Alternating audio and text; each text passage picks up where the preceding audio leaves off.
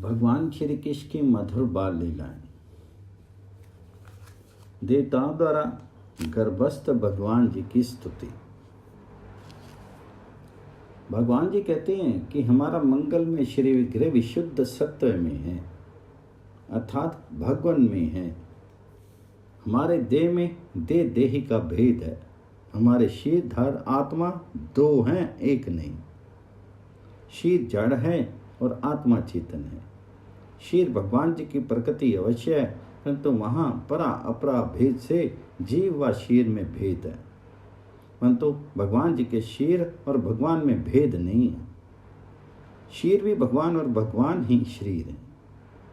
वहाँ उस देह में अलग आत्मा नहीं है। उस देह से आत्मा निकल जाए सो भी बात नहीं है। देवकी के गर्भ में भगवान जी के देह का निर्माण हुआ। उसमें भगवान ने आत्मा रूप से प्रवेश नहीं किया। आत्मा रूप से तो वे सारे भूतों में रहते हैं, समस्त प्राणियों में रहते हैं। भगवान जी के देह में भगवान आत्मा रूप से नहीं रहते। वहाँ देही का भेद नहीं। एक बात वह पांच भौतिक नहीं। दूसरी बात वे हानि लाभ रहित हैं, शुद्ध सत्व का लक्षण बताते हैं।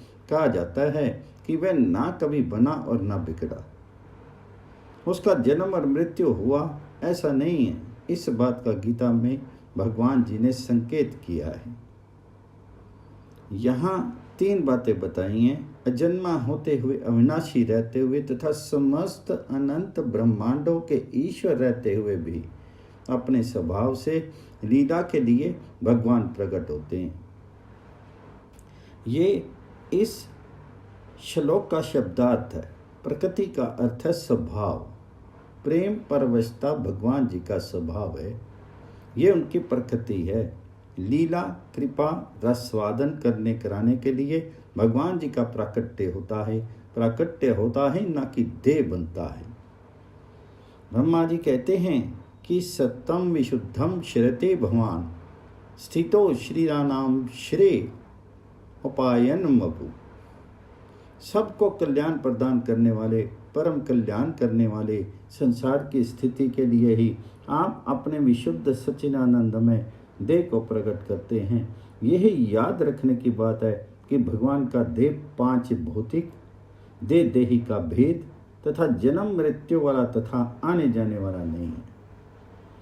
ये बात नहीं है कि वैकुंठ या गोलोक से आने के कारण वहाँ अभाव हो गया। एक ही साथ अनेक जगह भगवान जी प्रकट हो सकते हैं।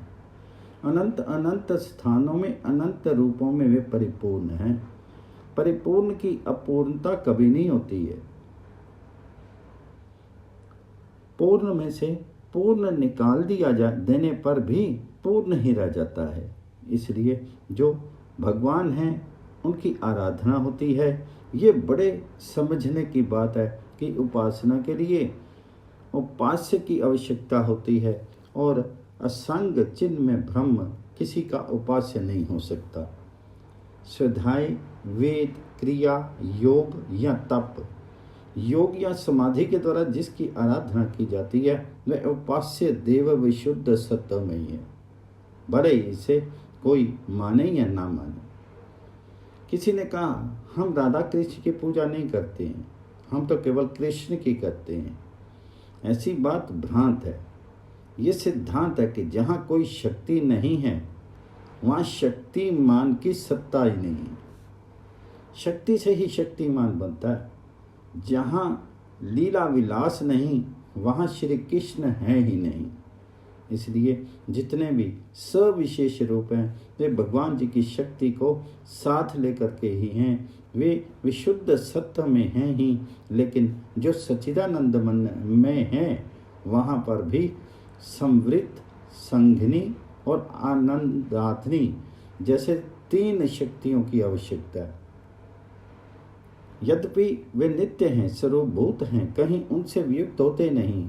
वियुक्त होने पर ना मैं रहे ना ये रहे, ब्रह्म रहे ही नहीं, शून्य हो जाए। बृहद अरण्य उपनिषद में आत्मा के 8 गुण बताए हैं जो भगवान जी के सर्वभूत गुण हैं। ये शक्ति विशुद्ध सत्व में है। इसलिए कहा जाता है कि यह ब्रह्मा जी और देवताओं के वाक्य हैं। शंकर जी साथ हैं। संसार का श्रेय करने के लिए, जगत का मंगल करने के लिए, सबको कल्याण प्रदान करने वाले अपने विशुद्ध सत्व में, चित्रानंद में मंगल विग्रह को भगवान प्रकट करते हैं। इसलिए उस रूप को प्राकट्य होने के कारण से ही वैदिक लोग वेद के द्वारा, कर्मकांडी लोग क्रिया योग के द्वारा, योगी लोग अष्टांग योग के द्वारा, तपस्वी लोग तप के द्वारा, राजयोगी समाधि के द्वारा भगवान जी की आराधना करते हैं।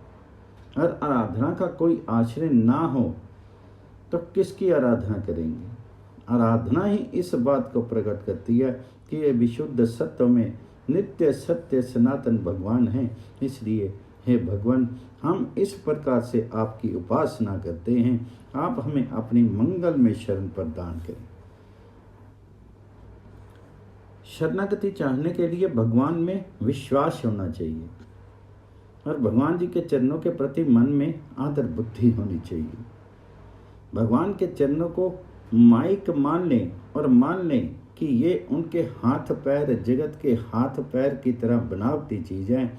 ऐसा नहीं कि ब्रह्मा जी काल्पनिक बात कहेंगे और यहाँ शंकर जी साथ हैं। शंकर जी के समान कौन ज्ञानी होगा? अगर वह अज्ञानी है तो हमारा ज्ञान फिर कुछ रहेगा ही नहीं। यह भगवान जी ने स्वयं स्वीकार किया है।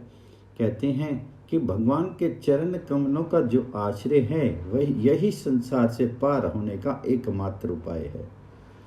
इस उपाय का जो आश्रय करते हैं वही सत्य पर भगवान जी को जानते हैं। इसके अतिरिक्त किसी के द्वारा लिए जाने वाले भौतिक अथवा अन्य साधन आश्रय सत्य के आश्रय हैं। इसलिए विमुक्त मानिना पतंती, ज्ञान अभिमानी गिर जाते हैं परंतु भगवान जी के चरण आश्रय वाले नहीं गिरते हैं। ये एक बड़ी सुंदर बात है कि यही भगवान जी के चरण आश्रय का विशुद्ध सत्व का सिलसिला है। ब्रह्मा आदि देवता कहते हैं, प्रभु सबके विधाता तो आप हैं। यदि आपका ये विशुद्ध सत्व निज स्वरूप ना हो तो किसी को अपरोक्ष ज्ञान भी नहीं हो सकता। इसलिए वैष्णव टीकाकार कहते हैं कि इस श्लोक के अनुसार भगवान जी का जो जैसा स्वरूप है केवल ब्रह्म स्वरूप ही नहीं, उस स्वरूप का ज्ञान भगवान जी की विशुद्ध सत्व में स्वरूप भूत श्री विग्रह के चरण आश्रय के बिना होता नहीं है। इसलिए नारद आदि, सनत कुमार आदि ज्ञानी महापुरुष विज्ञान घन होते हुए भी भगवान जी के चरणों का आश्रय लेते हैं और वे चमत्कार देखते हैं। भगवान के श्री अंग में विभूषित तुलसी की माला से जो दिव्य गंध निकली उसने सनक आदि के मन को विमोहित कर दिया। उनका मन शुद्ध हो गया क्योंकि ज्ञानी होते हुए भी वे भगवान चरण आश्रित भक्त हैं। अप्रोक्ष ज्ञान कहते हैं वास्तविक विज्ञान को। ये अधूरा ज्ञान नहीं, गीतोक्त तत्वता भगवान जी के समग्र तत्व का ज्ञान है। वह ज्ञान बिना चरण आश्रय के नहीं होता और बिना उसके हुए ये ज्ञान अधूरा रह गया ना। ये बहुत सोचने की बात है कि भगवान जी का श्री विग्रह नित्य मंगल में सच्चिदानंद में है। इसकी जब तक अनुभूति नहीं हुई ये ज्ञान इन ज्ञानियों को नहीं हुआ। भगवान निर्विशेष है, असंग है, चिन्ह मात्र हैं, सत्ता मात्र हैं, जगत से रहित हैं, सर्वातीत हैं। ये ज्ञान तो हुआ परंतु चिन्ह में भगवान चिन्ह में देह से चिन्ह में लीला करते हैं और इनका चरणाश्रय चिन्ह में है। ये ज्ञान तो उनको हुआ ही नहीं। इस विषय में वह अज्ञानी रहे, इस तरह आए नहीं, अतः पूर्ण ज्ञान से वंचित रहे। उन्हें पूर्ण अपरोक्ष ज्ञान नहीं हुआ, पूर्ण विज्ञान का उन्हें ज्ञान शेष रह गया। ब्रह्मा जी कहते हैं कि प्रभु यदि विशुद्ध सत्व में आपका निज स्वरूप ना हो तो अज्ञान और उस अज्ञान के द्वारा होने वाले भेद को नष्ट करने वाला जो अपरोक्ष है वह नहीं होता। फिर जो जगत में दिखने वाले गुण हुए हैं, उन गुणों का मिश्रण करने की आवश्यकता नहीं है। ये गुण ही संपूर्णता आप में है, परंतु उन गुणों की प्रकाशित वृत्तियों से होने वाला ज्ञान अनुमानिक होता है। वह स्वरूप का साक्षात्कार नहीं है। बुद्धि के द्वारा होने वाला भगवान का ज्ञान विचार पूर्वक जान लेना ही कि एक तत्व है और इसके सिवाय कुछ है नहीं। विचार जनित और अनुमानिक ज्ञान है, न कि स्वरूप का ज्ञान। ये अनुमान वृत्ति जन्य है। वह ज्ञान होता है तब जब कृपा करके आप जनाते हैं। उपनिषद कहता है, विशुद्ध सत्व में विग्रह नहीं है तो चरणों का आश्रय कैसा। शंकराचार्य आदि को देखिए, उन्होंने चरणों का आश्रय किया है। उन्होंने जितने स्तवन किए हैं उनमें इस बात को बहुत व्याख्या है कि जो कुछ है वह यही है। शंकराचार्य जी द्वारा रचित शक्ति की उपासना, ललिता सहस्त्र नाम, ललितांबा की उपासना, सुंदर लहरी, आनंद लहरी, ये सिद्ध करती हैं कि शंकराचार्य जी महाराज ज्ञानी होने के साथ साथ भक्त रहे। भगवान जी का ज्ञान भक्ति को छोड़ करके नहीं रहता और भक्ति के बिना असली ज्ञान नहीं होता।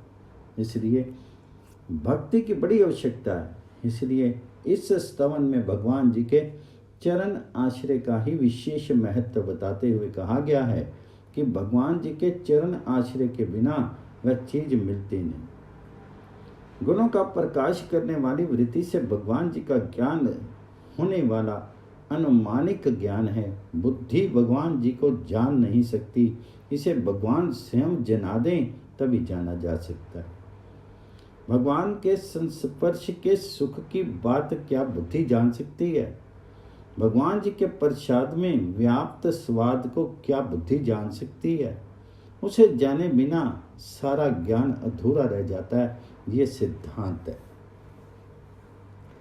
जगत का ज्ञान तपस्या से ही प्राप्त हो जाता है, उसमें ज्ञान की आवश्यकता नहीं। विश्वामित्र ने सृष्टि रचने की योजना की तो सृष्टि ज्ञान उन्हें हो गया। तपस्या के द्वारा वे सृष्टि रचने लगे। परंतु भगवान के स्वरूप का ज्ञान और प्रकृति का ज्ञान वो दो अलग चीजें हैं।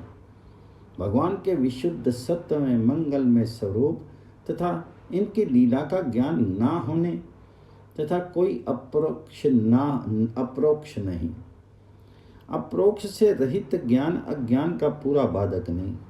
भगवान के स्वरूप का पूर्ण तत्वता ज्ञान बिना शुद्ध सत्य में भगवान के श्री विग्रह के नहीं होता। अवतार व्यर्थ नहीं होते हैं। भगवान पृथ्वी पर केवल असुरों को मारने के लिए ही नहीं आते हैं। ये तो गौण कारण है। सब लोगों को आराधना में लगाना है, उपासना में लगाना है, भक्तों का मंगल में मनोरथ पूर्ण करना है, भक्ति रस का रसवादन करना है, प्रेम रस का वितरण करना है, प्रेम रस को प्राप्त करना है। ये सारे मंगल में भगवान जी के निज मनोरथ हैं। इन मनोरथों के लिए भगवान निज ही अपने आप प्रकट होते हैं, जन्म नहीं लेते। शास्त्रों के द्वारा निरूपण होने वाला किसी का अनुमान नहीं होगा। महावाक्य अनुमान करा सकता है, दर्शन नहीं। दर्शन के लिए केवल ज्ञान नहीं, दृष्टु देखना भी। दृष्टु का अर्थ केवल मन से देखना नहीं है, वे तो ज्ञातु में आ गया। दृष्टु का अर्थ है आंख से देखना, लीला में घुल मिल जाना और परवेष्टु ज्ञान भी लेना। केवल जान लेना तत्व का ज्ञान नहीं है। जान लेने का अर्थ है उनके हाथ को भी जान लेना, पैर को भी जान लेना, आंख को भी जानना, स्पर्श को भी जानना, लीलाओं को भी जानना, गुण को भी जानना और रूप को भी जानना। भगवान के ये सब अंग मंगल में हैं, सच्चिदानंद में हैं, भौतिक नहीं। इनको व्यक्ति जब तक नहीं जानता तब तक ठीक नहीं जानता। इनको जानने के लिए शुद्ध सत्य में देह की मंगल विग्रह की आवश्यकता होती है। ब्रह्मा जी कहते हैं, भगवान आपका मंगल विग्रह प्रकट इसलिए है कि आराधकों के लिए, उपासकों के लिए, सब साधकों के लिए विभिन्न रूप से आप आराधना का आधार दे देते हैं, इसलिए आप सबके आश्रय हैं। ये बात कहकर के अनुमान से परे का भगवान का बाहरी क्रिया को तथा बाहरी रंग रूपों से पहचानने में ना आने वाले स्वरूप को बतलाते हुए ब्रह्मा जी कहते हैं, भगवान आप ज्ञेय नहीं ज्ञाता हैं। आप जगत रूप में दिखने वाले नहीं, इसके साक्षी हैं। मन, वेदवाणी तथा आप्त वाक्य से केवल आपके स्वरूप का अनुमान मात्र होता है। जगत के नाम रूप से उन वस्तुओं और उनके तत्व को जान लेते हैं। जैसे चक्की से पीसने का काम होता है, इसको जान लिया। मकान में रहने का काम होता है, इसको जान लिया। जगत के नाम रूप उसके तत्व को बताने वाले, और वह तत्व विनाशी हैं, वह नित्य नहीं है, बदलने वाला है। भगवान जी के नाम रूप ऐसे नहीं है। भगवान के नाम रूप को इतिहासज्ञ लोग भी जानते हैं। जैसे कंस को मारने के कारण कंसारी नाम है, वासुदेव जी के यहाँ जन्म लेने के कारण वासुदेव नाम है, गोवर्धन धारण करने के कारण गिरवरधारी नाम है। इन नामों से ही उनके स्वरूप का पूरा पूरा पता लग गया हो सो बात नहीं, केवल आंशिक रूप से अनुमान होता है। ब्रह्मादि देवता कहते हैं कि आप दृश्य और ज्ञेय ना होने के कारण नहीं जाने जा सकते। बृहद अरण्यक उपनिषद में आया है, विधाता को कौन जान सकता है? जो जानने की चीज है उसे कोई भले जान ले, पर भगवान को वह कहाँ से जाने? जागतिक भाव से नाम रूप देखने पर भगवान जी का पूरा ज्ञान नहीं होता। भगवान के चरणों पर आश्रित होने से, भगवत कृपा से भगवान के स्वरूप की उपलब्धि होती है। किसी वस्तु को केवल इदम कहकर जान लेने से उपलब्धि नहीं होती, और इदम कहकर के जानने से भगवान आते भी नहीं। ब्रह्मा जी भगवान से कहते हैं कि आपके गुण, जन्म और कर्म आदि के द्वारा वास्तव में आपके नाम का रूप का निरूपण नहीं हो सकता। लोग नाम ले लेते हैं, इतिहास जान लेते हैं, परंतु वे आपको नहीं जानते।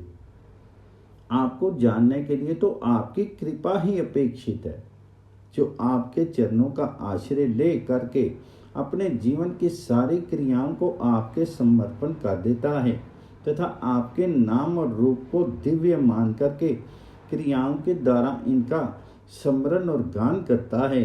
भगवान जी के लिए होने वाली क्रियाओं का दो तरह से संपादन होता है। एक तो होता है भगवान जी के चरणों का आश्रय लेकर के उनकी कृपा प्राप्ति के लिए, और दूसरा होता है लौकिक चीज मान करके। लौकिक चीज मान करके जो क्रिया होती है उससे तो भगवान के ठीक ठीक स्वरूप का ज्ञान नहीं होता, वह लौकिकता में रह जाता है। भगवान श्री कृष्ण को लोग महापुरुष मानते हैं, बलवान भी मानते हैं, बड़े बड़े अद्भुत कर्म करने वाले भी मानते हैं, परंतु इससे उनको भगवान के स्वरूप का ज्ञान नहीं होता। उन्हें भगवान के असली नाम और रूप जो नित्य हैं, अचिंत्य हैं, भगवत स्वरूप नाम और भगवत स्वरूप रूप का अनुमान नहीं होता। ब्रह्मादि देवता कहते हैं, आपके गुण, जन्म और कर्म आदि के द्वारा आपके नाम का रूप का निरूपण नहीं किया जा सकता। इसका आश्रय लेकर के भक्तजन उपासना आदि क्रियाओं के द्वारा आपको जानते हैं, आपका साक्षात्कार करते हैं। भगवान जी को दुर्योधन ने देखा, देख करके भी उसके अमित पराक्रमी तो जाना, परंतु भगवान यदि अपने स्वरूप का परिचय ना कराना चाहें तो कोई कर नहीं सकता। दुर्योधन ने जान करके भी नहीं जाना, कह दिया कि ये बड़ा अद्भुत कर्मी है, ये बहुत जादूवादी जानता है, ये जो इसने यहाँ पर विराट रूप दिखलाया है ये इसकी करामात है, विद्या है, वास्तव में ये कुछ है नहीं। इस प्रकार से भगवान के विराट रूप को देख करके भी दुर्योधन के मन में भगवान जी के स्वरूप की उपलब्धि नहीं हुई। वह होती है भक्तों द्वारा की हुई क्रियाओं से। भक्तों की क्रिया और अन्य जनों की क्रिया में अंतर होता है। आपका नाम रूप वहीं पर आपके स्वरूप को प्रकाशित करता है, जहां नाम रूप को आपका ही स्वरूप ही जान करके उपासना की जाती है। नहीं तो केवल नाम रूप से कोई आपके तत्व को नहीं जान सकता। भक्त लोग क्रिया के द्वारा आपको जान लेते हैं। यहाँ पर उन क्रियाओं के संबंध में बड़ी सुंदर बात कही है जिनके द्वारा भगवान जाने जा सकते हैं।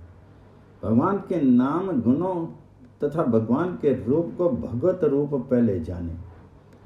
नाम में और नामी में भेद नहीं है, भगवान के शीर में और भगवान में भेद नहीं है, भगवान के गुणों में और भगवान में भेद नहीं है।